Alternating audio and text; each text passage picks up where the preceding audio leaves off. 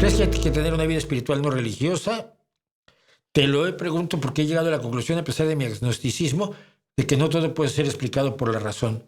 ¿Qué no puede ser explicado por la razón? Yo creo que todo puede ser explicado por la razón. Lo que no puede ser explicado todo en este momento puede ser por la ciencia, pero ¿y qué tiene que ver eso con tener una vida espiritual? Es decir, yo cada vez que escucho la tocata y fuga en re menor de Johann Sebastian Bach, me emociono profundamente. Puede haber muchas razones, probablemente la razón lo puede explicar. El que lo explique o no es irrelevante. La experiencia espiritual está allí. La experiencia del amor a la pareja, del amor a los hijos, del amor a los principios. Es una experiencia emocional subjetiva. Probablemente la razón la pueda explicar y si no puede o si sí puede, ¿cuál es la diferencia?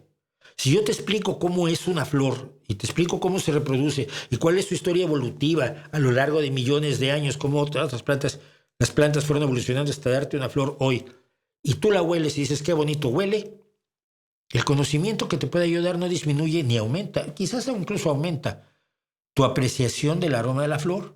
Esto lo decía Feynman, no es nada original mío, ni pienso plagiar yo a Feynman. Yo vivo una vida espiritual, o sea, emotiva, emocional, profundísima, sobre todo con las artes plásticas y la música. Y todo el mundo que ve estos streamings lo sabe. Yo puedo emocionar hasta las lágrimas. El día que yo me paré por primera vez frente al Trigal con Cuervos de Van Gogh, en el Museo de Van Gogh, en 1992, yo tengo una memoria absolutamente de mierda. Me acuerdo de esas cosas con precisión absoluta. Julio de 1992. Hago todo mi recorrido en el Museo de Van Gogh para terminar frente al Trigal con Cuervos. Cuando me pongo frente al Trigal con Cuervos me pongo a llorar 5 minutos. Hasta los japoneses que estaban con sus audioguías allí se hicieron un poquito a un lado, me dejaron llorar en paz, me limpié las lágrimas y me fui. Era el tipo más feliz del mundo. Yo he visto lo que para mí es una de las grandes obras, junto con los comedores de patatas, por supuesto.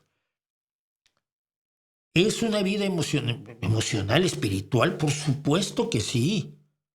Ver la Capilla Sixtina por primera vez, escuchar la novena de Beethoven cantada por 10,000 personas, como lo hacen en Japón todos los fines de año.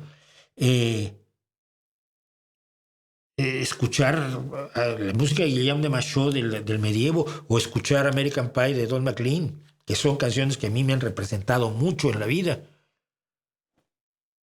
Eso es una vida que no tiene nada que ver ni con la religión, ni con la existencia o no de un Dios. Es mi vida emocional, personal, y todos la tenemos.